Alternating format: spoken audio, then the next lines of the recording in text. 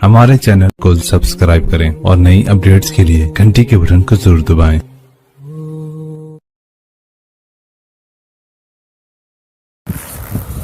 बिस्मिल्लाहिर्रहमानिर्रहीम। अस्सलामु अलैकुम वरहमतुल्लाहि वबरकातुहू। नाज़रीन इकराम, आप देख रहे हैं ज़मज़म ग्राफी। गुजरात फाइल्स पस पर्दा हक़ाइक़ का इंकिशाफ, इस किताब का सिलसिला जारी है। आइए शुरू करते हैं। सवाल: आपके लिए इस मामले को संभालना तो एक बड़ा मसला रहा होगा।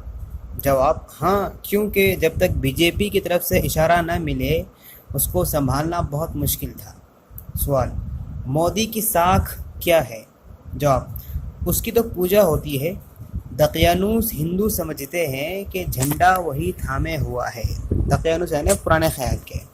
सवाल: क्या उसका रोल जानिबदाराना नहीं था, यानी वन साइडेड नहीं था?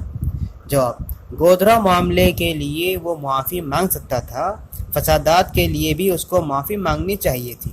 सवाल: मुझे मालूम हुआ है कि मोदी ने जानिबदाराना किरदार तो लाजिमन निभाया था, मसलन लोगों को भड़काना, गोधरा से लाशों को लाना और फैसला लेने में टाल मटोल करना वगैरह वगैरह। जवाब: मैंने अपने एक बयान में कहा भी था, जिसमें मैंने बताया था कि लाशों को अहमदाबाद लाने का फैसला मोदी ही का था। सवाल: तब तो रियासत आपके खिलाफ गई होगी, यानी प्रदेश सरकार आपके खिलाफ हो गई होगी। जवाब: देखो, लाशों को अहमदाबाद लाने की वजह से सारा मामला उबल पड़ा। हम बातें कर ही रहे थे कि इतने में अशोक नारायण से मिलने के लिए अचानक एक आदमी आ गया। उसका नाम कैलाश नाथन था, मोदी का करीब तरीन आदमी और दौरान फसाद उसका अहम सलाहकार।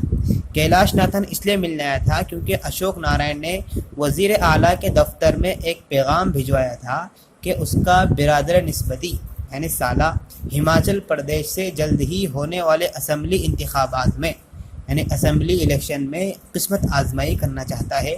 मोदी चूँकि गुजरात भेजे जाने से कबल हिमाचल प्रदेश का साबिक इंचार्ज रह चुका था, लिहाजा उस रियासत में अब भी उसको खासा असर रसूख हासिल है। यहाँ ये बात बहुत परेशान कुन थी, तो क्या यही वजह थी कि अफसरान ने नरेंद्र मोदी के ख़िलाफ़ खुलकर आने से इनकार कर दिया था? इस बात ने मुझे परेशानी में डाल दिया। कैलाश नाथन जब चला गया तो अशोक नारायण की बीवी ने उसके बारे में बताया कि वो कितना अहम आदमी है। साथ ही मशवरा भी दिया कि अगर फिल्म बनाने में कोई दिक्कत पेश आए तो मुझे उसकी मदद लेनी चाहिए। प्रिंसिपल एडवाइज़र के जाने के बाद नारायण के साथ गुफ्तगू फिर से शुरू हुई। सवाल: आपकी मुलाजमत का सबसे ज़्यादा चैलेंज भरा हिस्सा क्या रहा है, यानी आपके सर्विस टाइम में सबसे ज़्यादा चैलेंज वाला हिस्सा कौन सा रहा? जवाब: मुझे हमेशा ये बात बुरी लगी कि फसादात के दौरान इतने सारे लोग मारे गए। मिसाल के तौर पर बहुत से सहाफ़ियों ने हमसे पूछा कि हमने इस्तीफ़ा क्यों नहीं दिया। मैंने उनको जवाब दिया कि अगर मुझे जुर्म का एहसास होगा तो मैं इस्तीफ़ा दे दूँगा।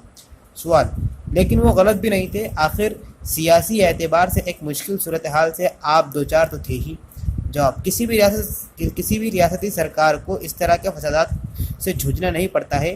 फसादात को काबू में करने के लिए हमारे पास सिर्फ 4 कंपनियां थी, यहाँ तक कि CRPF भी उसकी अहलियत नहीं रखती है। लेकिन इसके बावजूद अगर आप एक भी टीम हमारे पास होती तो हमें खुशी होती। मरकज़ में यानी सेंटर में सरकार भी बीजेपी ही की थी।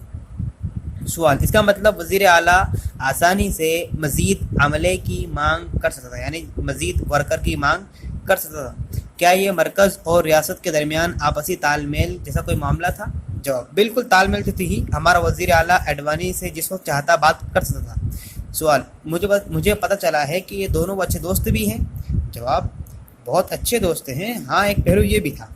सवाल: आपने वज़ीर आला को बताया नहीं कि कोई फोर्स नहीं है? जवाब: उसको सब पता था, तुमको क्या लगता है कि वो बेखबर था? दूसरी बात यह है कि हिंदू फ़िरक़े की चाल चलन ने मुझे हैरत में डाल दिया। बड़ी बेशर्मी से घरों को लूट रहे थे, कारों में बैठकर आते थे और लूटते थे। बदतरीन इंसान थे वो। सवाल: क्या चीज़ उनको वरगला रही थी, क्या चीज़ उनको भड़का रही थी? जवाब: गोधरा मामला। सवाल: बड़ी हैजानी कैफियत रही होगी, आपको इस तरह के लोगों को रिपोर्ट करनी पड़ती थी। जवाब: इनमें कभी इतनी हिम्मत नहीं थी कि मुझसे कुछ गलत कहने को कह दें। सवाल: क्या सरकार के गुस्से की ताब आपको सहनी पड़ी? जवाब: हाँ बिल्कुल, मैंने कहा कि जैसे भी अहकाम हो मुझे तहरीरी शक्ल पे चाहिए। دیکھو نچلی سطح کے افسر کا یہ حق ہوتا ہے کہ وہ وہ ان سیاسی لیڈروں کو گرفتار کریں جو اس قسم کے جرائم میں ملوث ہوتے ہیں، لیکن ان میں سے اکثر لوگوں نے سیاسی دباؤ میں آ کر سمجھوتہ کر لیا۔